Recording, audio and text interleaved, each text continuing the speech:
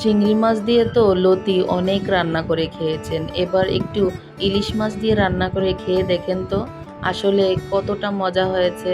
দেখতেই নিশ্চয়ই বোঝা যাচ্ছে। বন্ধুরা, আসসালামু আলাইকুম। আজকে চলে আসলাম ইলিশ মাছ দিয়ে লতি রান্না করতে। চলুন রান্নাটা আপনাদেরকে সাথে নিয়েই করি। আলহামদুলিল্লাহ, এই লতি দিয়ে ইলিশ মাছ আমি যেন ফার্স্ট খেয়েছি।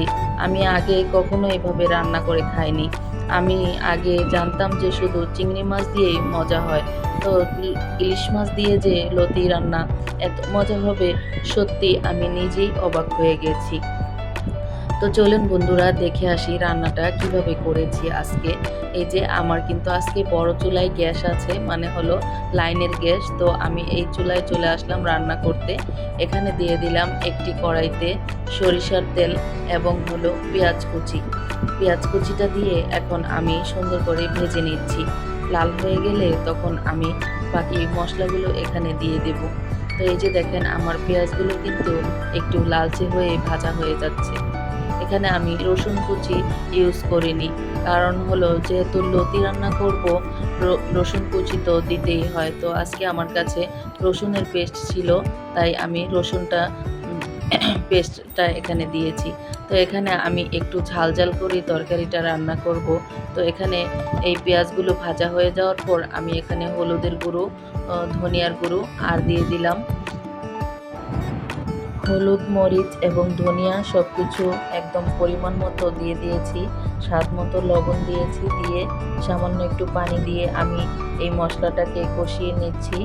আর দিয়ে দিচ্ছি একটু বেশি করে কাঁচামরিচটা আমি মাঝখান দিয়ে ফালি করে দিয়েছি, যেন ঝালটা মশলার মধ্যে চলে আসে। তো এই যে লতিটা কিন্তু সবসময় একটু ঝাল হলেই মজা হয়, ঝাল না হলে কিন্তু লতি মজা হয় না। তো দুঃখের বিষয়, আমার এই যে গ্যাসটা চলে যাচ্ছে, দেখেন একদমই আস্তে আস্তে নড়াচড়া করতেছে। তো এই যে এখানে আমি 4 থেকে 5 পিস মাছ এখানে নিয়ে নিয়েছি। এই মাছগুলোকে এখন আমি এই মশলার মধ্যে একটু কষিয়ে নিচ্ছি। আসলে ইলিশ মাছ যেন একটি আল্লাহর নেয়ামত, যেভাবে রান্না করেন সেভাবেই খেতে মজা হয় আলহামদুলিল্লাহ। তাই তো মাছের রাজা হয়েছে ইলিশ। তো এই যে এখানে আমি আর একটু পানি দিয়ে দিলাম। এখন আমি সুন্দর করে মশলাটাকে এবং মাছগুলোকে আর একটু ভালোভাবে কষিয়ে নিচ্ছি। বন্ধুরা, যারা নতুন আছেন প্লিজ একটি লাইক দিয়ে ভিডিওটি কন্টিনিউ করবেন এবং চ্যানেলটি সাবস্ক্রাইব করে পাশে থাকা বেল আইকনটি অন করে দিবেন। আর ইতিমধ্যে যারা আমার চ্যানেলটি সাবস্ক্রাইব করে দিয়েছেন সকলকে অসংখ্য ধন্যবাদ এবং আন্তরিক শুভেচ্ছা।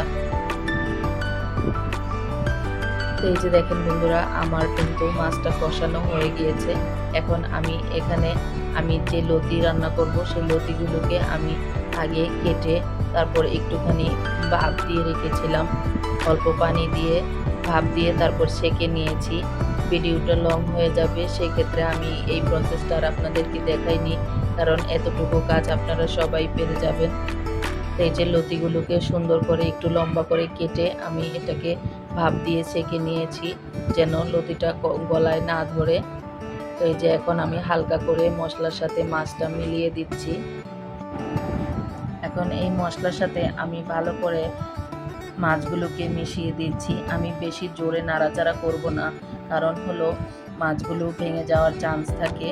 এখন এখানে আমি সামান্য কিছু পানি দিয়ে এটাকে একটু ঢাকনা দিয়ে ঢেকে কিছুক্ষণের জন্য রেখে দেব।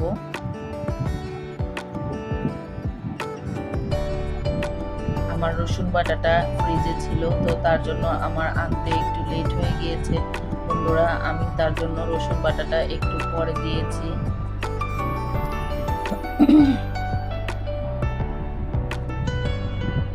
তো এই যে দেখেন, আলহামদুলিল্লাহ আমার এই রান্নাটা কতটা সুন্দর হচ্ছে, দেখতে কিন্তু বোঝা যাচ্ছে।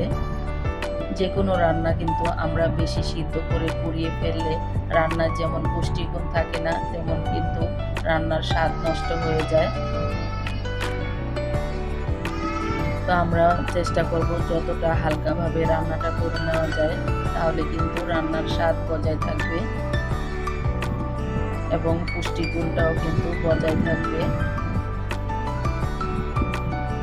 এই যে আমার রান্নাটা কিন্তু একদম মাখো মাখো ভাবে হয়ে গিয়েছে। এটাকে নামিয়ে রাখলে কিন্তু ঝোলটা আরো টেনে যাবে, একদম শুকনো শুকনো হয়ে যাবে। আমি মাছগুলো আস্তে আস্তে উল্টে পাল্টে সুন্দরভাবে রান্না করে নিচ্ছি বন্ধুরা। তো যারা নতুন রাঁধুনি আছেন,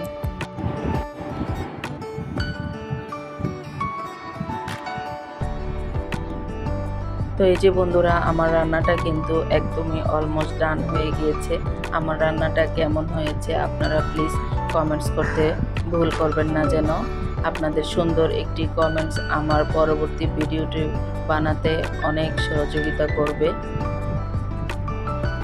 এবং আপনাদের একটি লাইক আমার ভিডিওটি অনেক দূর নিয়ে যাবে ইনশাআল্লাহ। সবাই আমার জন্য দোয়া করবেন, আমিও আপনাদের জন্য দোয়া করি। সবাই একদিন সফলতা অর্জন করতে পারবেন, সবাই সুন্দরভাবে এগিয়ে যান, সেই কামনায় সবাই একসাথে পথ চলতে চাই।